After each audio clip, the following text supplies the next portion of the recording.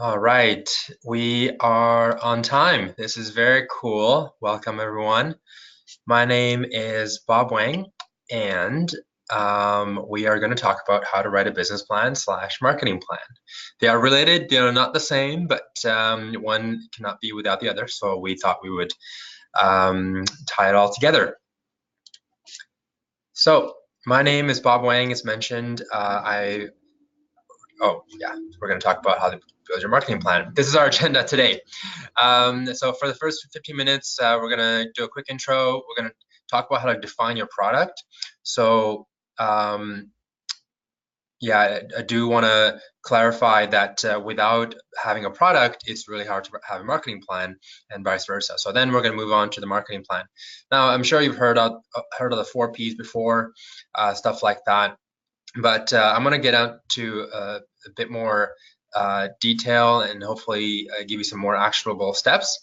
That way you can take home and action on it right away. And then we'll have a closing arguments, closing slide, and then we're going to give you some time to ask questions. I do want to say right off the bat that if you have questions, type it out throughout the presentation, because I don't know where all of you are at. Some people may not even know what a website is, and some people are really interested about the details on how to do offsite or on-site search engine optimization. So there's different levels. All questions are welcome, and I'll address them as I go.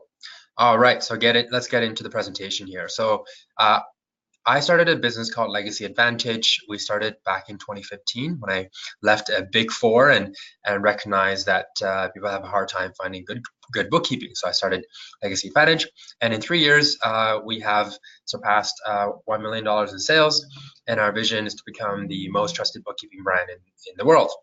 So we don't do any taxes, we don't do any NTRs, reviews, or audits. So that's pretty strange for a CPA firm.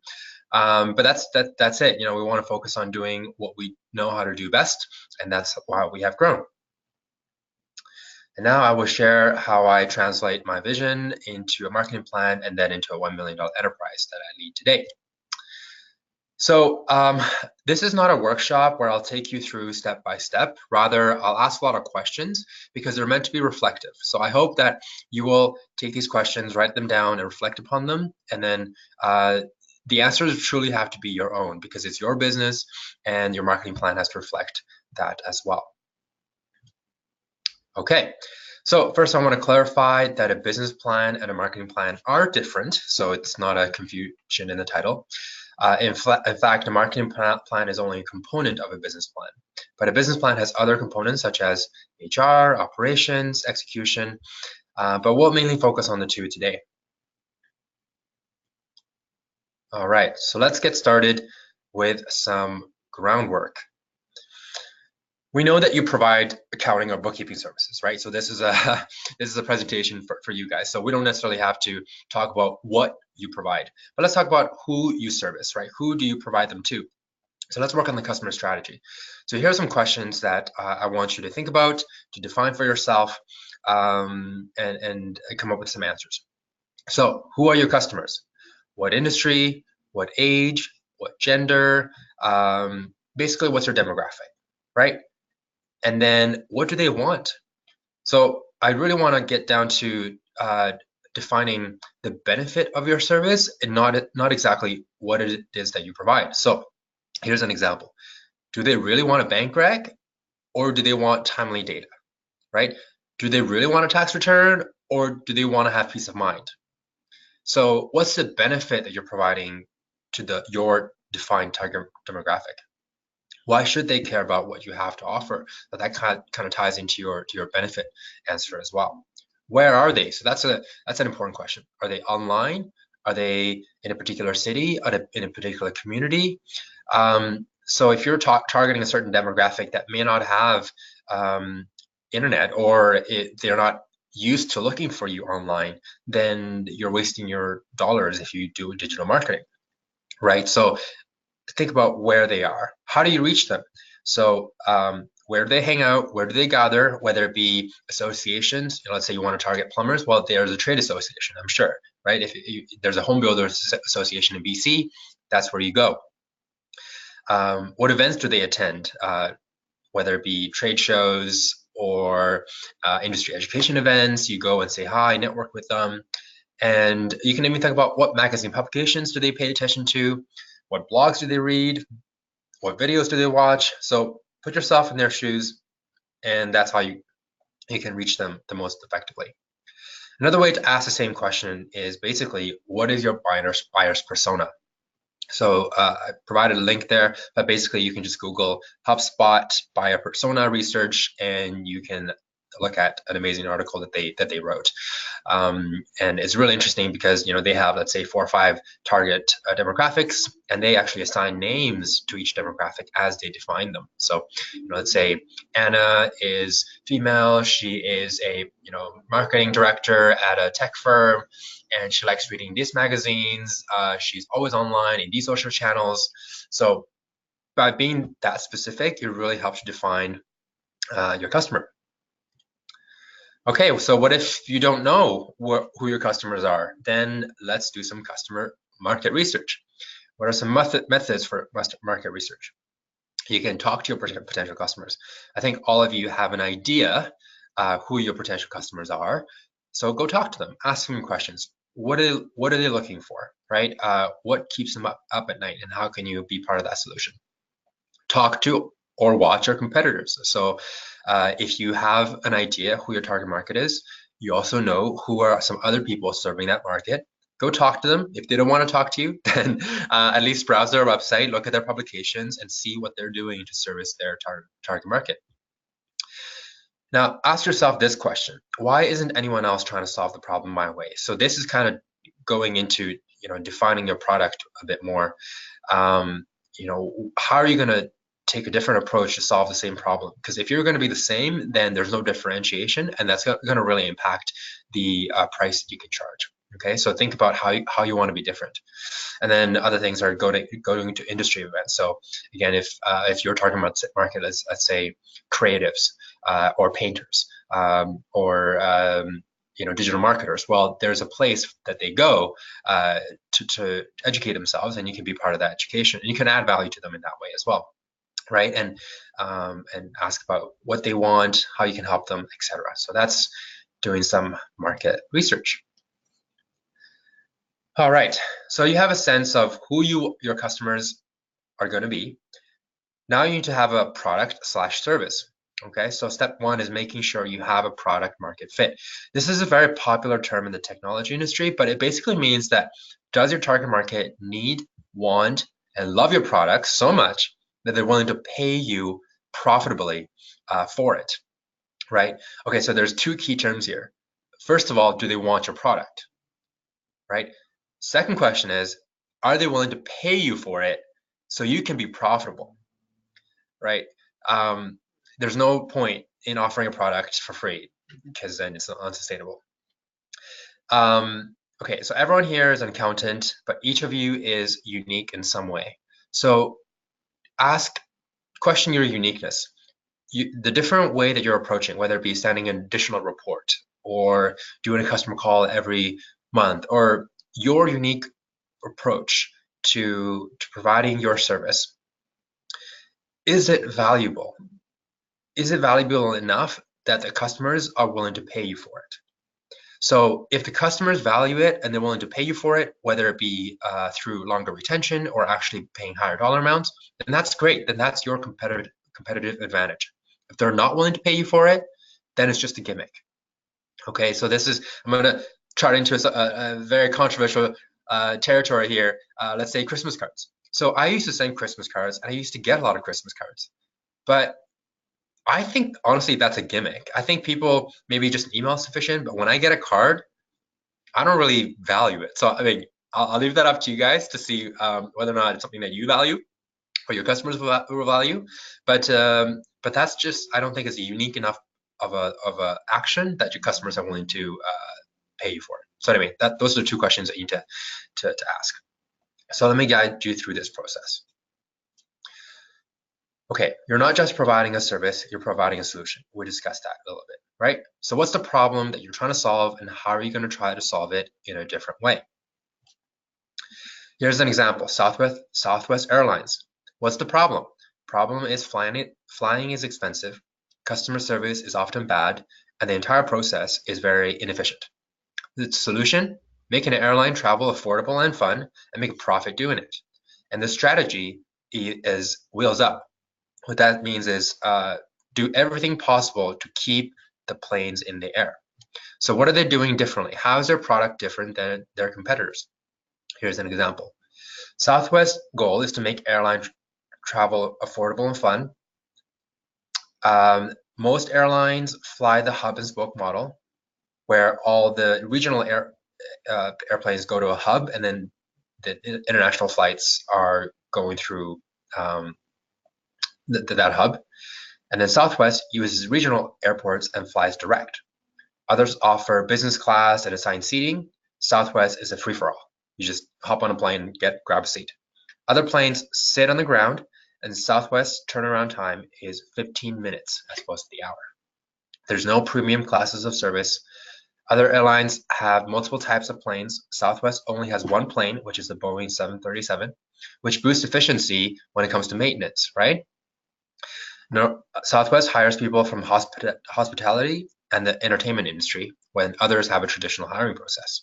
So those are the steps that they took to make airline travel affordable and fun. So let's take a look at how Legacy, as my firm, is tackling this problem. So we want to be different, we want to be unique, and here are some ways that we've done it. So the problem is that generally speaking, people have a hard time finding a good bookkeeper. They don't want their accountant doing their bookkeeping, and accountants don't want to do bookkeeping. So most bookkeeping firms use many types of software, and Legacy only uses one, right? We use QuickBooks Online. Most bookkeepers do taxes. Legacy doesn't do any taxes. Most bookkeeping firms hire contractors. We only have full-time employees, and we don't use contractors at all. And most contractors / employees are paid hourly or a flat salary. We pay our employees a small salary and a large commission. All these things add up to create a different approach to tackling the same problem. Okay, so going back to the question, when you're defining your service and try to innovate around your service, you have to ask yourself, what's the problem you're trying to solve, and how are you going to solve it in a different way? Okay, people strategy. Now, I want to touch HR strategy a little bit because at the end of the day, we are a service business, and our team members are very much a part of our product, right? So thinking about your HR strategy is just as important as thinking about how you're going to deliver your next tax return. So I won't go into too much depth here, as this is a webinar unto its own, but here are some questions to ask. Who are your ideal employees and contractors, if you do use contractors? Are they young, old? Are they do they have a certain personality? What education do they have? Are they married, single? What kind of family do they have? Who is your ideal type of person, right? How do you find, train, and retain these right people? What do they aspire? If you were in their shoes, what sort of work environment would they want, right? Or would you want, I should say? What career advancements can you offer? How much are you going to pay them? How are you going to align your incentives so you're on the same team? Let me just clarify that a bit. So if you pay your employees hourly, let's kind of put ethics aside for a moment. If you pay your employees hourly, then the employee's incentive is to work as long as possible on the same task, as slow as possible, so as to not get caught, but also, they're not incentivized to go above and beyond, right? So that's why managers need to track time. They need to review their work. It's a very negative and antagonistic relationship. On the other hand, we compensate our staff based on a percentage of the revenues that they service. And so all of a sudden they're incentivized to do more in the same amount of time. So at our firm, we don't actually track time because we know that if you shirk, or if you're lazy, if don't perform well, your compensation will reflect that, right? So all of a sudden we're on the same team. I don't need to watch over your shoulders, and we work really, really well. So that type of a relationship translates into happier employees. Happier employees means happier customers, right? Okay. What won't you do? This is also part of defining a product. Legacy grew not because of what we do, but because of what we don't do, right? We don't do audit, we don't do reviews, we don't do tax, we don't serve lawyers, we don't use Sage, we don't use Xero, we don't do admin tasks, we don't have client logins, so we don't manage treasury, aka the movement of funds. We don't take on hourly clients. We don't take on clients less than 300 a month. We don't hire experienced people that have egos and aren't willing to learn. We don't use contractors. We don't hire part-time, right? So what are some don'ts in your business that will ultimately help you grow? All right, how much are you going to charge? Now, I'm not going to go to that into too much depth here. There are value pricing seminars all over the place, but I do want to talk about this a little bit because, again, it defines your product. There's two main types of pricing strategies: differentiation and cost leadership. Differentiation means that you have a lower volume, but you charge higher prices for your unique offering. And cost leadership is charging the lowest possible prices but sell extreme volumes. Because you have that volume, you can gain efficiencies and buy at lower prices, right? So think Whole Foods and Walmart. Whole Foods has high prices and they don't have as many customers. And Walmart has low prices and they have a lot of customers. Now, both of them are very successful companies. Now, most of you want to do the differentiation route, right? And if that's the case, then answering the above question is even more important in that how are you going to be different? How are you going to differentiate? That's what differentiation means, right? You're different enough that others are willing to pay you for it. You have to be different in order for you to differentiate and charge higher prices. Okay, the last part is defining your end goal. And by when? Do you want to be 100,000, 500,000, $1 million business in 3 years? What does your life look like at that point in time? Those are all important questions to define how your practice is going to look like, because that will translate into your marketing strategy, right? If you want to be a big firm in a short period of time, you need to invest a lot of effort. If you want to be a small firm in a few years, then maybe not so much. Okay, let's get practical. We finished defining the product. You know exactly who your customers are. You know where they are. You know how you're going to service them, and you know how you're going to be different. Okay, so let's get practical with the marketing. First of all, I want to define the difference between branding or I should say marketing and selling. There's a difference between marketing and selling. And I define marketing as branding, right? Branding is the long-term, it's owning the word in your customer's mind. It's the, that kind of stuff. Selling is about the now. Selling is about getting the deal closed right now, and you can get some clients. So a lot of people waste a lot of time, building the perfect website, finding the perfect logo, and you know what? It just doesn't matter. So my first advice to you is how do you get your first customers? Sell, sell, sell. Don't worry about branding. Don't waste your time. Go out there and sell.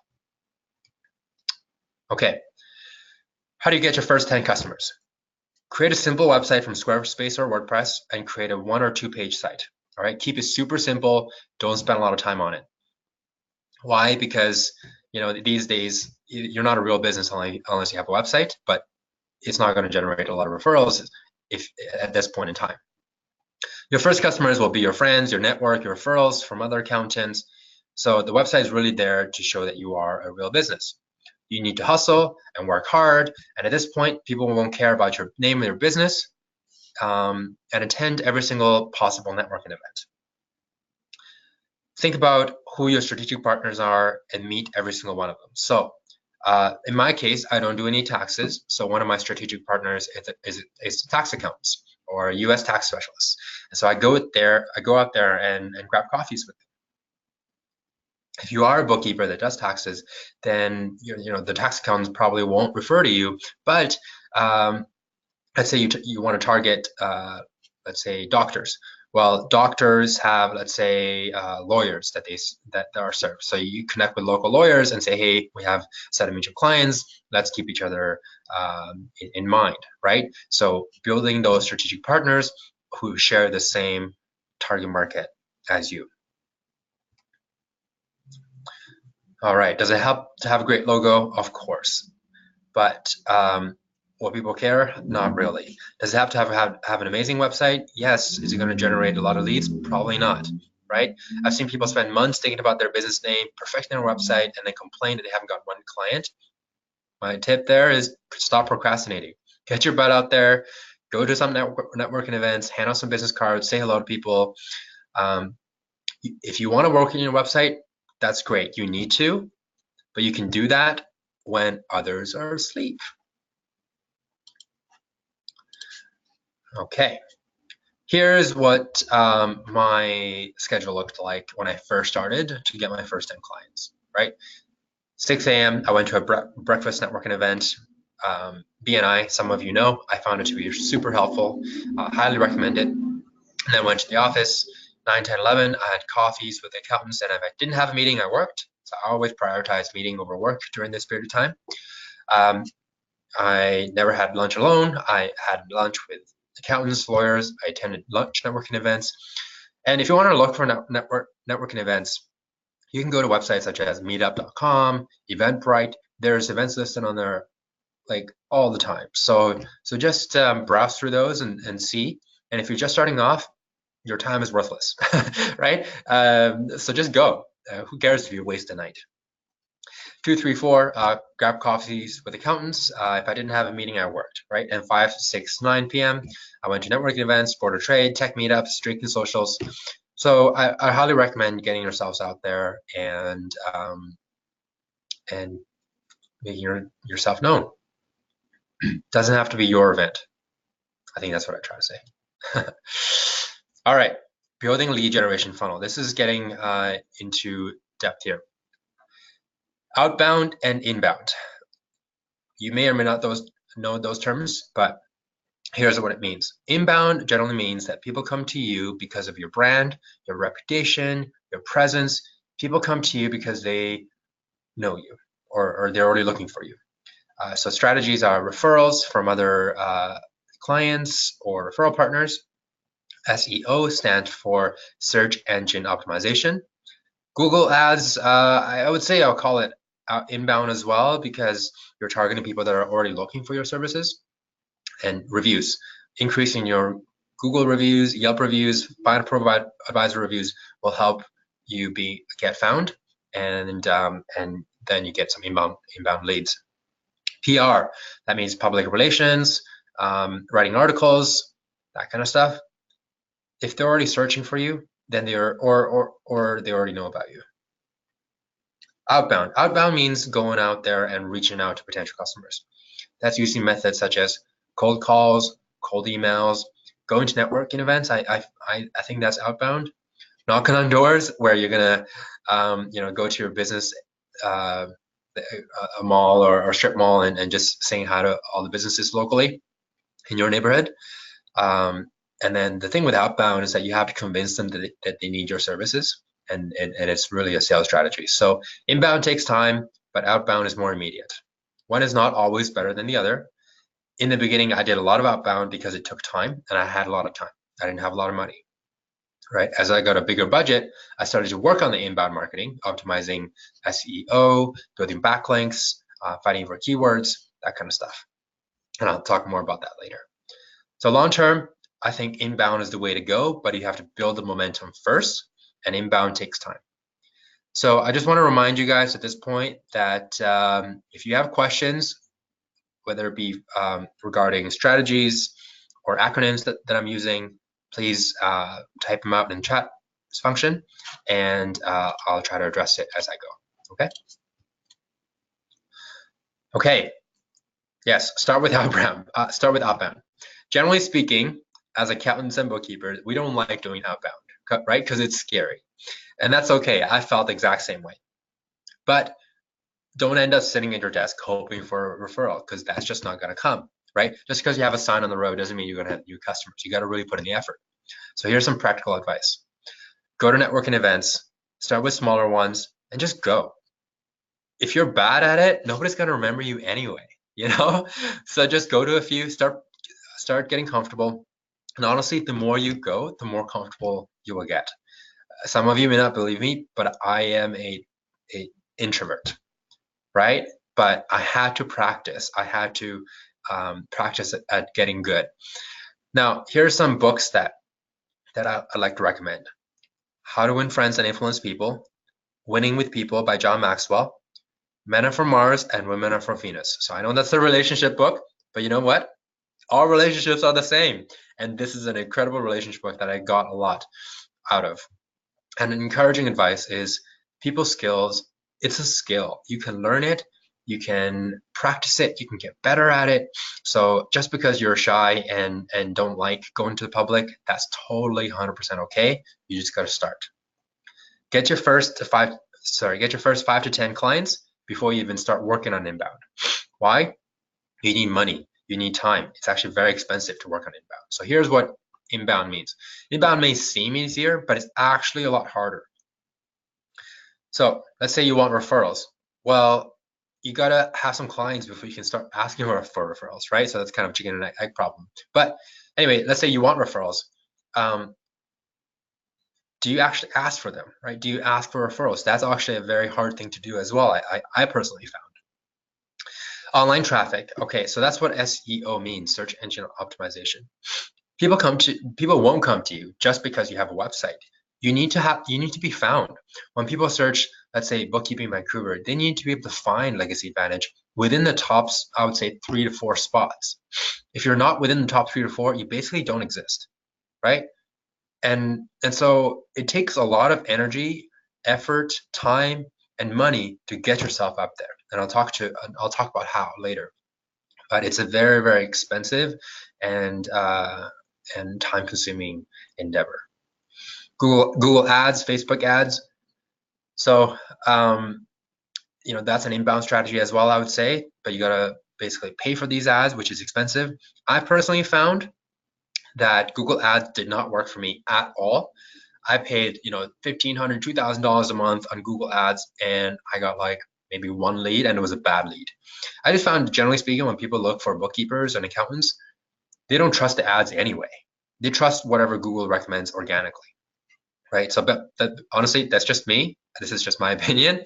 Maybe I'm not executing it properly, but that's just been my experience. So be very, very wary of paid ads. Okay, SEO, search engine optimization. Let's dig a bit deeper. There are on-site components and there are off-site components. On-site SEO refers to actions that you can take on your website to improve your search engine rankings. On-site means on your website. This is things such as ensuring that your website is indexed so Google's crawlers can find your site. That part I personally don't know how to do because once it's set up, you don't really need to touch it. So just get some help and tell them, look, just index my website. Make sure that Google can find me. All right, get that done once from a consultant, and you're good. Other things you can do on your website is to optimize for keywords. So there's keywords, there's site speed, and frequency of content. So Google actually penalizes you if your site is slow. So if you have big images and it really makes your site load slowly, Google will actually penalize you and push you to the bottom. Frequency of content. Google rewards websites that update their websites frequently. So whether it be a blog post, or you can actually even go to your homepage and edit content. So any edits counts as an update, and any addition of a blog also counts as an update, right? Keywords. So obviously, the more obvious ones are, for example, you are in Calgary and you want to optimize for bookkeeping Calgary. So you just have to make sure that the words bookkeeping and Calgary are on your homepage or within your website. However, you got to have related key terms as well.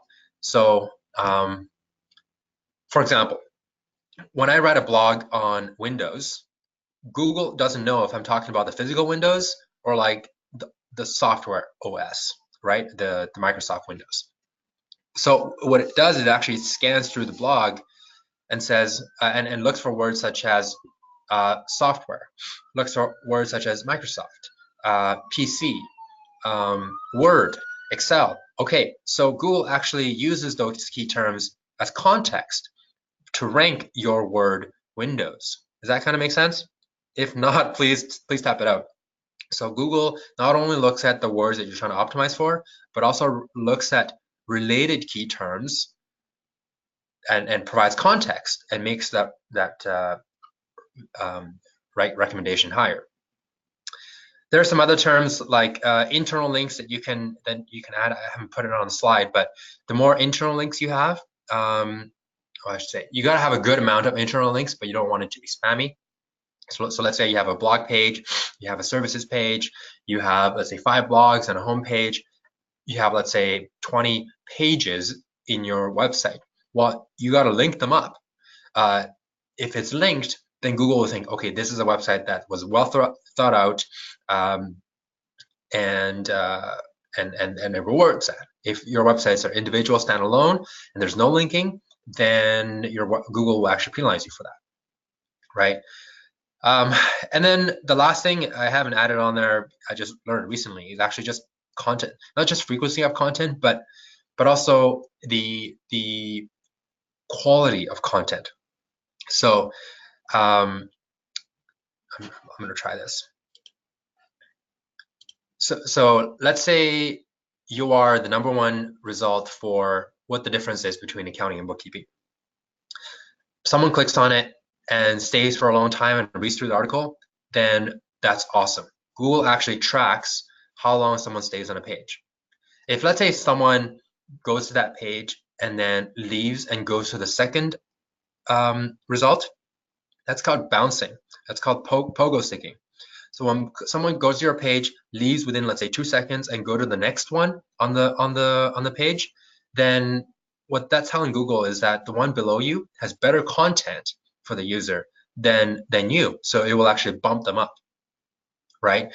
So having really good content on your website and readable is also very, very important for your on-site work. Okay, maybe I'm getting too in depth here. All right, off-site SEO. Off-site means off the website.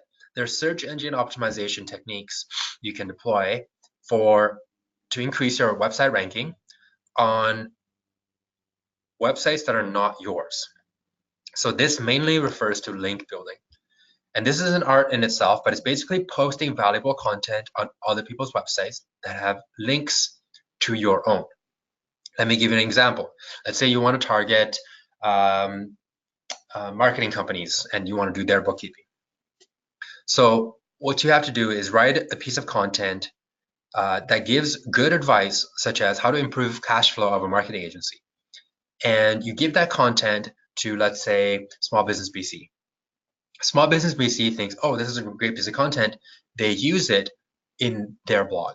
However, when you send them that piece of content, you have a link that points back to your own website, right? So when Small Business BC posts that blog, all of a sudden Small Business BC in that blog is referencing your website. So what that's telling Google is that your content or your website is so reputable that other websites are referring to you as the authority, as the reference for their content, right? The more backlinks you have, the better.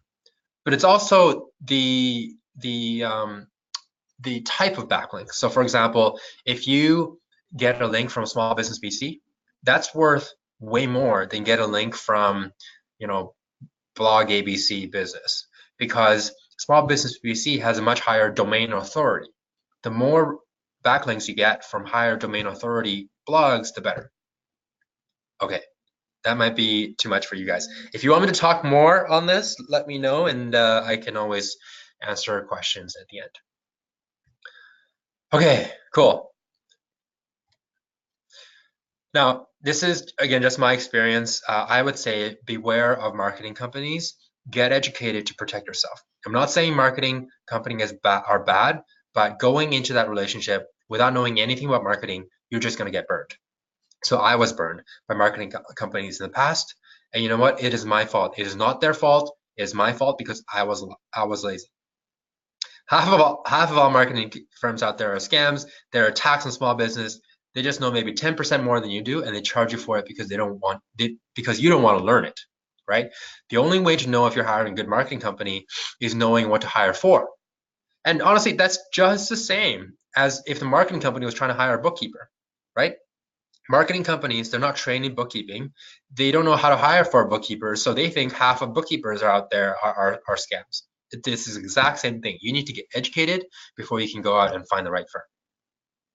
So at this point, we have actually brought all marketing in-house, and we're actually starting a marketing agency as well for other accounting firms and bookkeeping firms, but that's another story.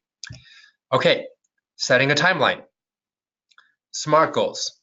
You guys have heard that. If you don't know what SMART goals are, Google it. I'm not going to talk about it here. But let's define a goal, right? Do you want to be $1 million firm in 2 years? Or do you want to have a $100,000 or $200,000 business with 1 or 2 employees that supports your lifestyle? Which is it, right? The answer to this question needs to be reflected in your actions. If you want to be a $100,000 business and have a good lifestyle, then good for you and be happy with that. Be satisfied with that, and keep growing, I guess. And if you say you want to build $1 million business, but work like you want a $100,000 business, well, where you take vacations, you actually have a weekend, and you have a work-life balance, then you'll never get there, right? So if you want to build $1 million business, it takes a lot of work. Stop complaining, get going. Setting a budget. So that's why setting a goal is important, right? Because your budget is going to reflect your goal. How fast you want to grow really depends on how big your dream is and how soon you want to get there. If you want to have a small and profitable firm, that's awesome. Spend little on marketing. And if you want to grow fast and sacrifice profits in the short term, then invest more. So in my case, I spent 10% of my revenues on marketing in my first year, and that was $50,000, right? That was $50,000 that could have gone to the bottom line, but it didn't, and I invested back into my business. In my second year, we spent $70,000, and this year, in year 3, I think we'll spend over $100,000. So I have a dream, I have a timeline, and I'm pursuing that. Okay. You have to be the CMO of your company. So I do want to stress that. It's really hard to communicate accounting and bookkeeping, and you have to do that yourself.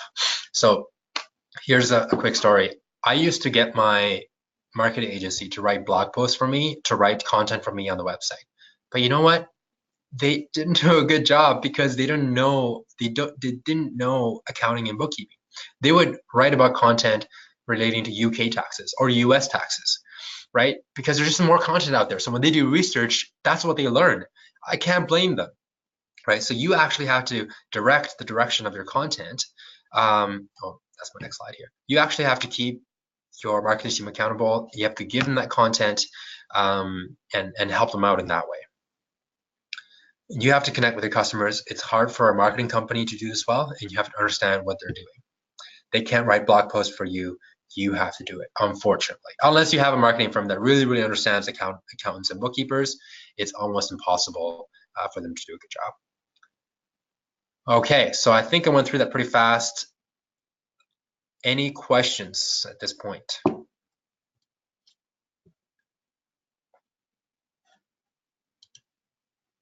Oh, there's a box for questions. I didn't see that. Shannon, are you able to read out some of the questions that we have here?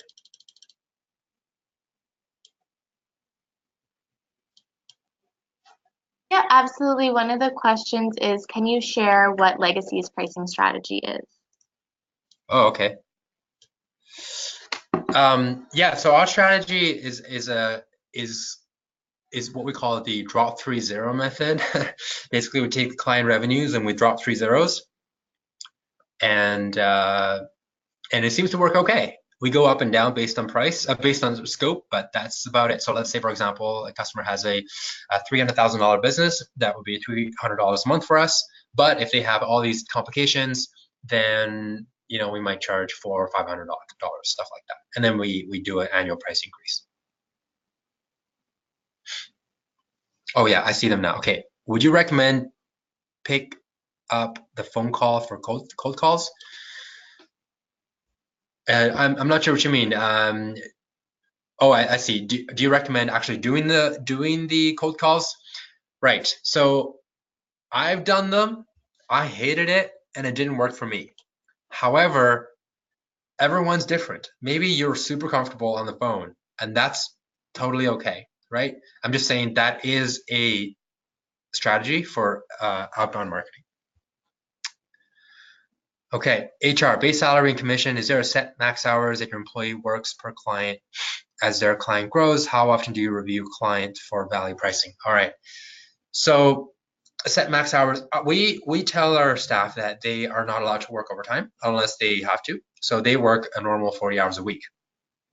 They also have unlimited vacation. I didn't mention that. So basically, as long as the work is taken care of, whether by their colleague or the managing partner, as long as the work is done, they can take off for as long as they need, right? So that's a feature there.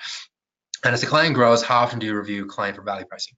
Now, the beauty is that we actually tell our staff exactly how much the client pays us, and through our formula, they can tell exactly how much the client is paying them. And because they know that every single month, they are the ones that actually tell me and tell my partners that this clients need a price increase. That is so incredible because we get the information right away, and we can make changes right away. Whereas a lot of firms, the only person that can make pricing decisions is the manager or the partner, right? And they can't review it all the time, so they review it once a quarter or once a year. Or in our case, that happens every single month because every month all the associates go through their commission ledger and they see which clients paying them, which clients are not, and they tell us, hey, I don't want this client anymore. And then I say, well, what if we double the price, or what if we increased it to this? And they're like, okay, maybe, right? And so this conversation becomes much more proactive and much more collaborative than just a top-down, this is what the price is going to be.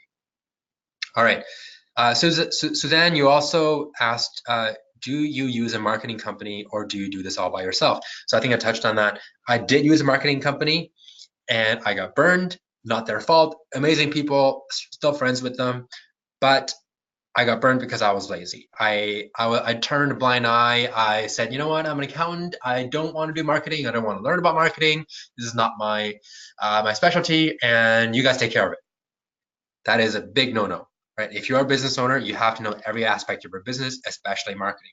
So now I've educated myself so much in the digital marketing space that I'm like, why am I paying the marketing agency for anything really? So I took it all the marketing in-house. I have 4 interns working for me, and they have capacity to service some other clients as well.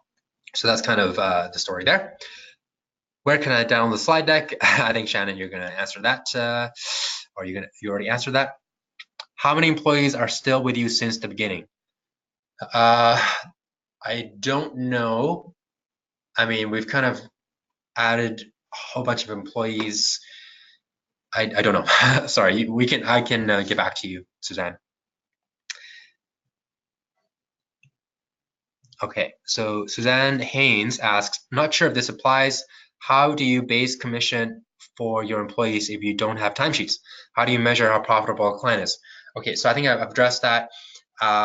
Basically, we compensate them based on a percentage of revenues and then a base, right? And the math is already done where if they're at this revenue level, they get this percentage, and it always is less than 50%. How do I measure how profitable a client is? So we actually rely on the staff, our associates, to tell us that because, trust me, they will tell me if a client is asking too much of them and not paying us enough. They will tell me.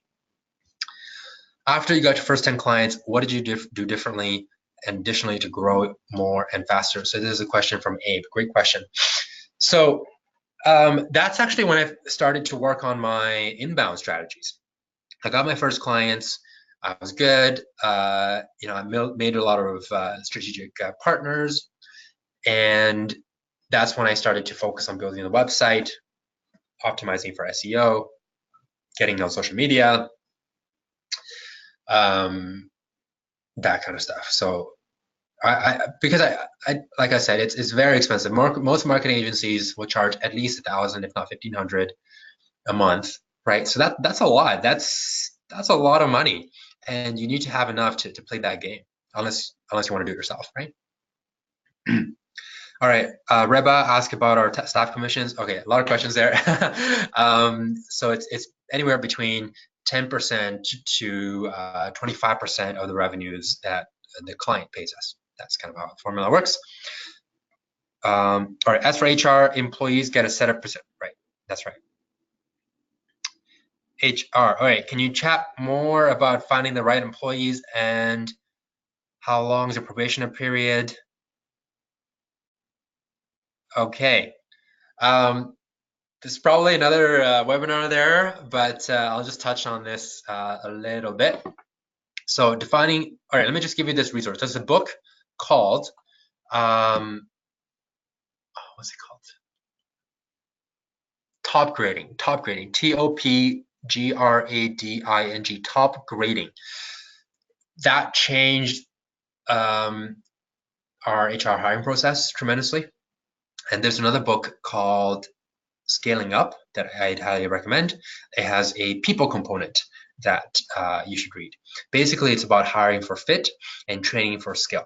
Hire for the right cultural fit and train for skill. I know it takes longer. I know you probably want someone to just sit there and get the work done, but long term, trust me, you will have a much better time if you find employees that fit your culture. Okay. Another book that I highly recommend is called Drive by Daniel Pink. It talks about every employee has 3 motivations. They want to have autonomy. They want to be able to master their craft, so mastery. They want to have a purpose. So a question that I'll ask to you, Suzanne, is how are you giving your employees autonomy, if at all? You know, the ability to control their time, the way they work, how they work, etc. How are they able to be masters in their craft, increase their mastery? Because if they're not continually challenged and growing, they're going to get bored and they're going to leave, right? And purpose. What is your purpose? Why does your business exist? And how can your employees get behind that purpose, right? So autonomy, purpose, mastery. Amazing 3 things that you need to ask yourself and structure a business that way. Liana, thank you for coming out.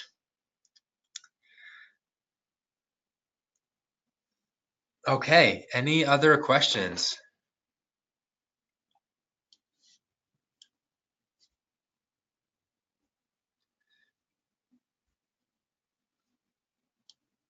What are some of your struggles? Let's phrase it another way. You know, Suzanne, Liana, Reba, Abe, what's one thing that you're struggling, MJ, that right now in terms of your marketing? Is it working? Is it not working? Finding good people. Okay, that's not marketing, but I mean, you can kind of you can apply the strategy today that we discussed towards marketing, finding the right people too, right? Because you can create a career page, you can define what's your product, and in this case, in the HR context, your product is your work environment, right? So how do you package that into a marketable product and then use that to find the right candidates, right? Time management.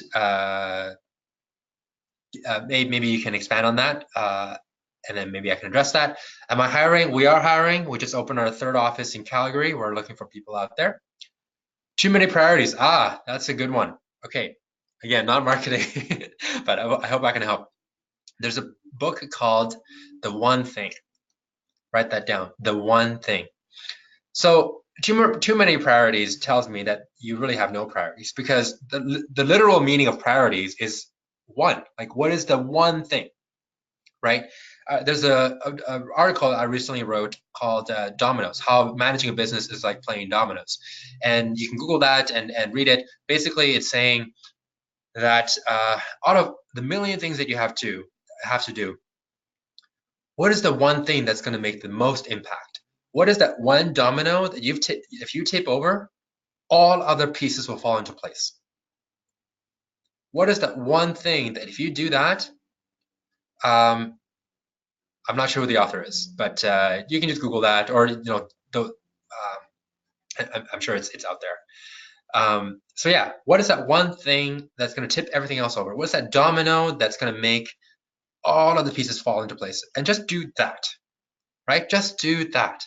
Once that's done, then you ask the next question. What's the one thing at this moment in time that I can do that's going to make the absolute most impact?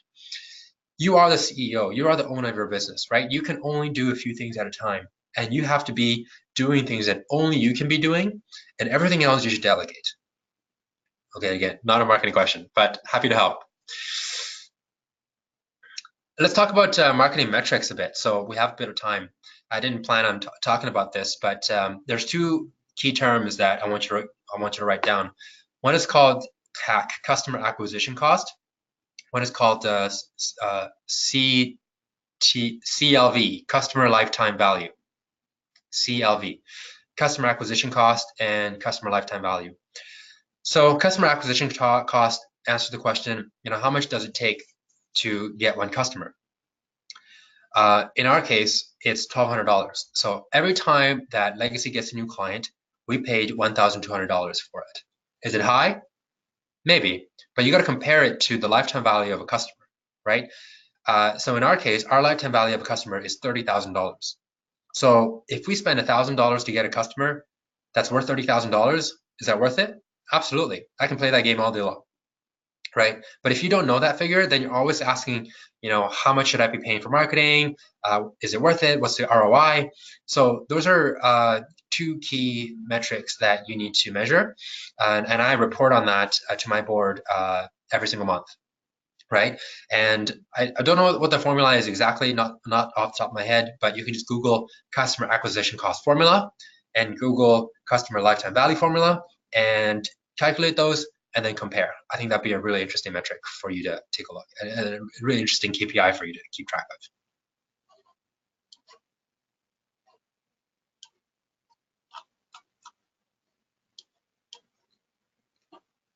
of. All right. Any other challenges that I can help with?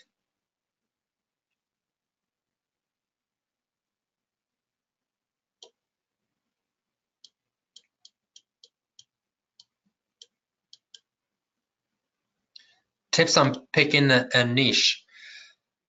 I'm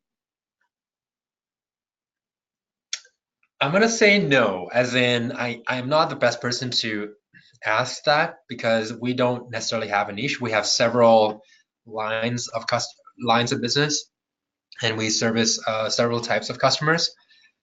But if you talk to Jeff Bourgeois, then he can give you some real awesome webinars on how to pick a niche. Why don't you take lawyers? First of all, it's the trust accounting thing.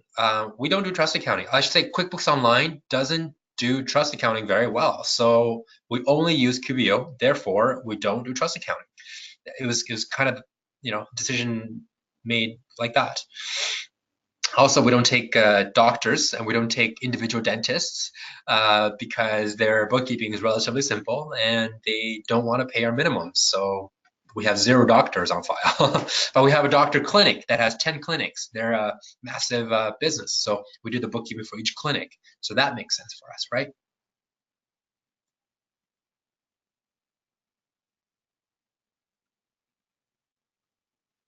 Awesome. You're very welcome. Last 5 minutes, let me ask this question again. Where are you now? Where do you want to be in the next year or 3 years? And what's the biggest challenge you're facing right now? Maybe I can help address some other questions. What do you say to your new potential customers that are on QuickBooks Desktop because of security issues? That's a great question. So that question actually came up. So I was at the North American Council in San Jose, and that actually question came up, and Brad Smith, the CEO of Intuit, and he answered that question very well. What he said is, honestly, not to scare you, but all your data is already on the web already, right? Equifax got hacked, LinkedIn not got hacked. Like all your data, it's already out there. It's just a matter of time someone uses it maliciously. So that's number one. Number two, if your desktop is connected to an internet, it's no way as secure as a cloud server that's protected by billions of dollars of investment, right? So if someone's out there to get you, they will get to you way easier if you have a desktop computer, right? Because you have very, very basic internet security. Whereas these cloud companies like AWS, Amazon Web Services, so QuickBooks Online is hosted on Amazon Web Services. They have billions of dollars invested in hardware, software, virus scans. Like that is the best absolute security you can actually have. So that's how I would word it to these people.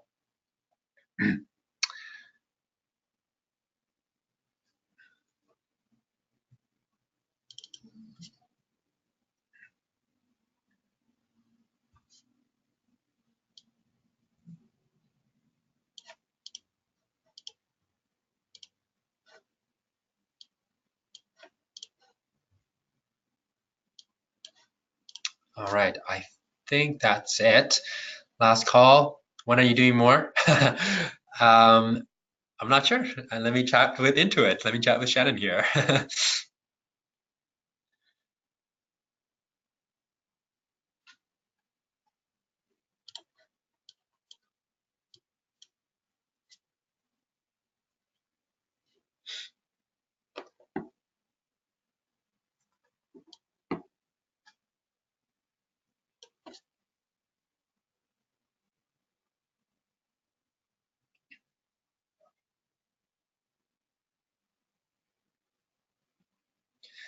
Do you guys have any questions on social media marketing? I didn't really talk about that too much. Or event marketing or stuff like that. And the answer to social media marketing is yes, you should do it. You should at least have a profile on at least Instagram, Facebook, LinkedIn, and Twitter. At least have a profile.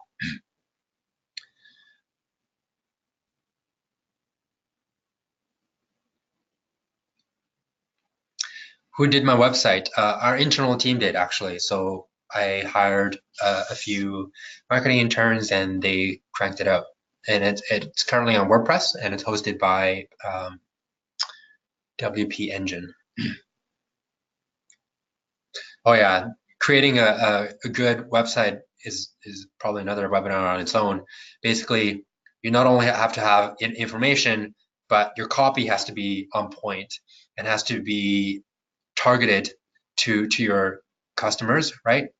You can't just talk about who you are, but also what benefit you provide, and then have a lot of places where you are what would you call it? Call to action, CTA buttons, call to action buttons, where you fill out, name, email, submit. A lot of places to do that, and then the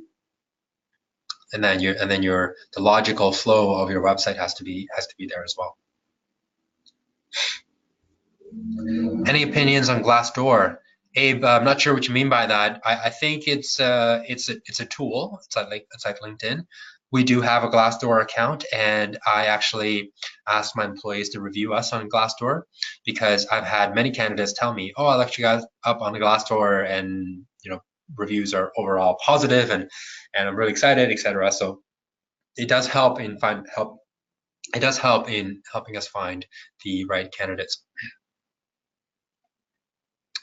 How important is it to have CPA as part of your site if you're only doing bookkeeping? We're doing bookkeeping firm, and one of us is a CPA. I'm not. I don't know. I guess that depends on what kind of branding you want to have. In my case, I think you have to, or maybe not. I'm not sure. We are a CPA firm. We are licensed with CPA BC, and we thought, like, we already pay the fees. Why not use it? Liana, your web developer has gone MIA for 3 years. I'm sorry. That's too bad.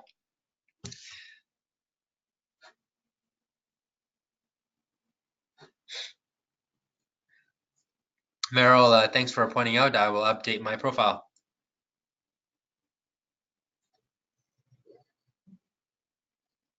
Okay.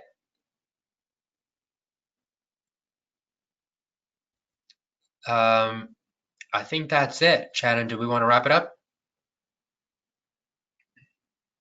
Yep, that's great. Thanks so much, Bob. Everyone who is on as well, there will be a survey that comes up once you exit out of the webinar. So if you can just take the time to fill that out and give any feedback that you have, that would be greatly appreciated and help us improve them for the future. Thanks so much, Bob. You're welcome.